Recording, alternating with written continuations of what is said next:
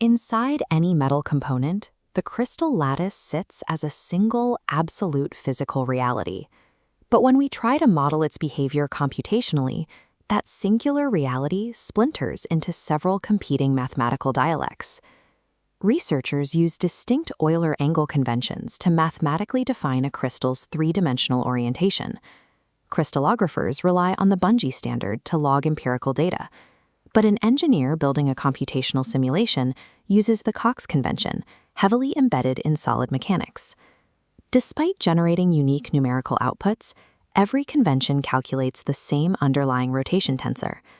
The math diverges in three specific ways: the order in which the rotations are applied, which axes are selected to rotate around, and the positive or negative sign convention assigned to those rotations. When a researcher imports Bungee measurement data into a model expecting Cox parameters, the simulation processes the coordinates as a different orientation entirely. This numerical mismatch introduces a fundamental error into the model's initial state. To understand how these translations work, we use the rho convention as our baseline model. Rho defines a strict sequence of three rotations, first around the z-axis, then the y-axis, and finally the z-axis again. This diagram illustrates the goal, aligning two distinct coordinate systems. We have the fixed external axes of the metal sample and the internal axes of the crystal lattice. Step 1 applies the psi angle, an initial azimuthal rotation around the vertical z-axis. Physically, this spins the sample's coordinate system horizontally around its own internal normal direction. This aligns the grid in the horizontal plane, but any vertical tilt in the crystal structure remains entirely uncorrected. Because a single fixed axis only controls two-dimensional orientation, the mathematical model has to abandon the z-axis and pivot to a newly generated axis to lock in the third dimension. That brings us to step 2, the theta angle, which controls the out-of-plane tilt. There is a critical kinematic rule at play here. This rotation does not occur around the original external axis. It wraps entirely around the newly established y-axis generated during step 1. By tilting the grid along this new y-axis, the internal xy plane of the crystal is forced into geometric coincidence with the surface plane of the sample. Step 3 applies the phi angle, acting as the final in-plane spin to lock the two coordinate systems together perfectly. Notice exactly how rho handles this final movement. It defines the spin around the crystal's vertical axis as a strictly positive clockwise rotation. Through these three sequential steps, an initial spin, a precise tilt, and a final securing spin, the rho convention successfully traps a physical three-dimensional orientation into a rigid mathematical framework. While the rho derivation is mathematically precise, the Cox method maps those exact same mechanics onto a spatial analogy that is highly intuitive for solid mechanics. Think of the crystal lattice as a ship navigating a globe.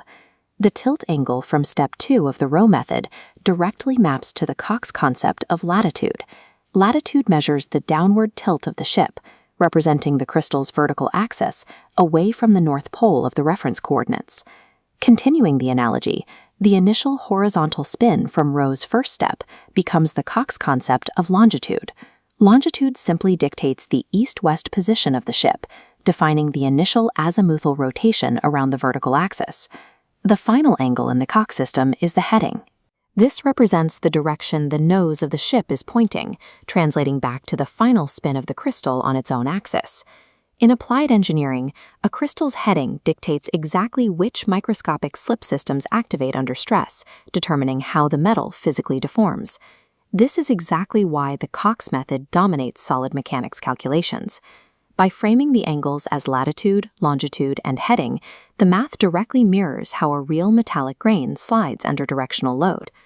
If we look at this shared foundation, both the Cox and rho conventions use the exact same logic and rotational parameters for the first two steps, but the crucial point of divergence happens strictly at the third rotational angle.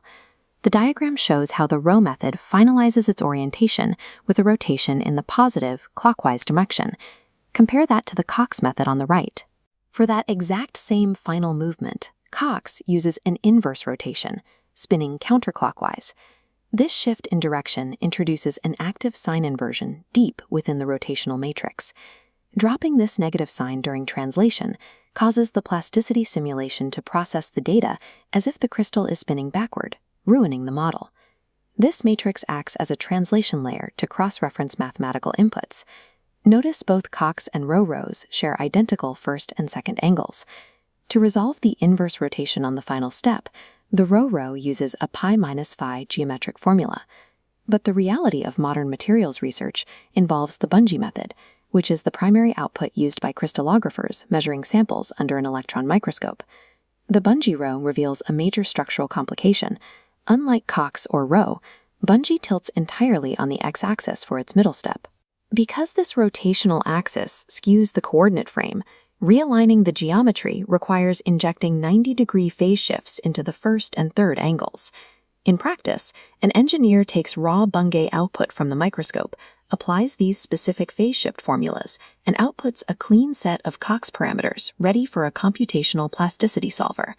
Mastering these geometric translations allows researchers to reconcile empirical observations with computational models, ensuring predicted material behavior matches the physical reality of the lattice.